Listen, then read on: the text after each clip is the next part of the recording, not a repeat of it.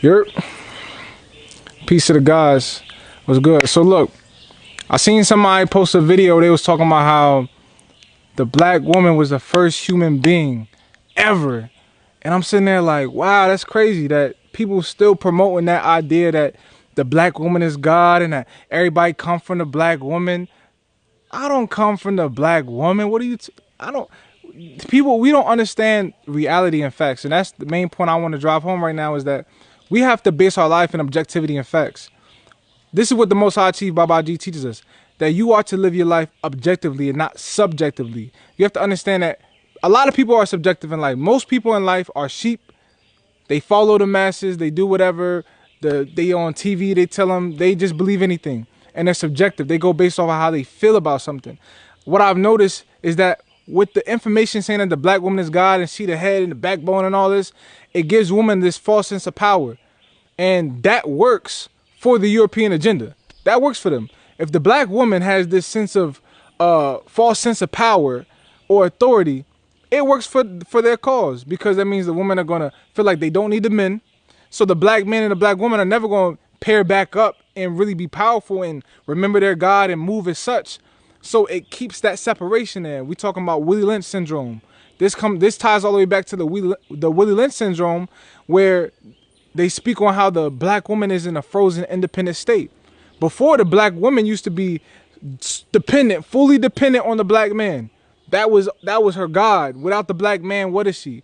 And now when you have the European who made this fake world with money, and you know what I'm saying? Now the black woman has this false sense of, oh, I don't need the black man like that. You feel me? Like I might want him to feel good, you feel me, as like a commodity or some type of accessory, but to the point where she really feels like she needs the black man, it's just not the case. So you have this information that's being put out saying, oh, the black woman is the backbone or the structure, she holds the black man down. Like, don't get me wrong, black woman is a very important asset within the black man's life. Any woman is, but the black woman is very important. As they even say in the Willie Lynch syndrome, she's good for economics. The black woman's purpose is to reproduce the black man, period. A woman's purpose is to take the mind of a man and reproduce it. That's what she is. And you can tell by her sexual organs. She is made to reproduce.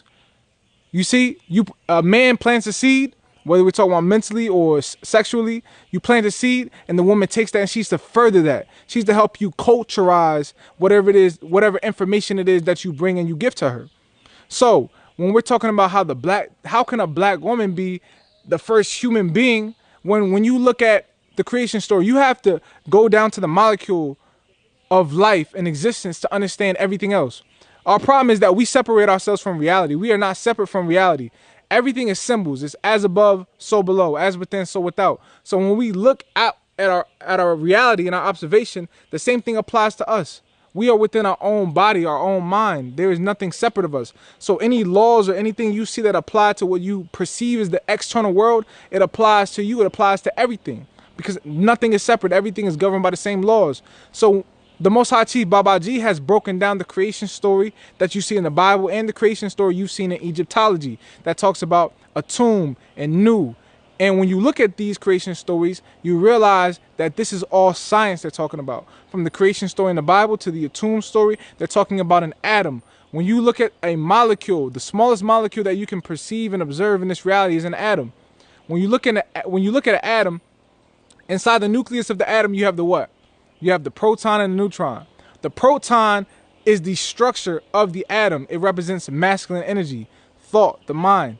Then you have the electron, which is what is the movement around the atom, which is the expression of the proton. The proton provides the information and the structure, and the electron then takes that information and reproduces that information and puts it into movement. This is energy in movement. This is feminine energy. It's the same with anything in life. You have the structure first, and then you have the expression within that structure. It doesn't matter if you look out into nature and you say, oh, nature's so beautiful. And people say, oh, Mother Earth. But before you have any green being expressed or you have any beautiful flowers being expressed, there's a structure that contains and controls what's being expressed. And this is the same thing that applies in life. It's structure in order first, and then it's expression within that. And if you don't have that structure in order, then you have chaos.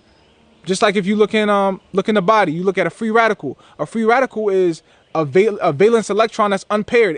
It's chaotic feminine energy. It's chaotic energy that is not paired to a proton. It has no stabilization. So I say that to say, when you look at the basis of life, you have to realize that you're starting first with the thought. The thought is the start, the spark. Even when you have sex with a woman and you ejaculate inside of her and your sperm cell hits her egg, this creates the spark. The sperm it represents the thought. This is the spark of life. Then the woman, the rest of her body, what it does is it basically generates cells to give that thought and that mind a body. You understand what I'm saying?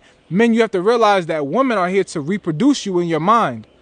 You understand what I'm saying to you? So it does not make sense for a woman to have been the first human being. That don't, on a metaphysical level, that doesn't even add up.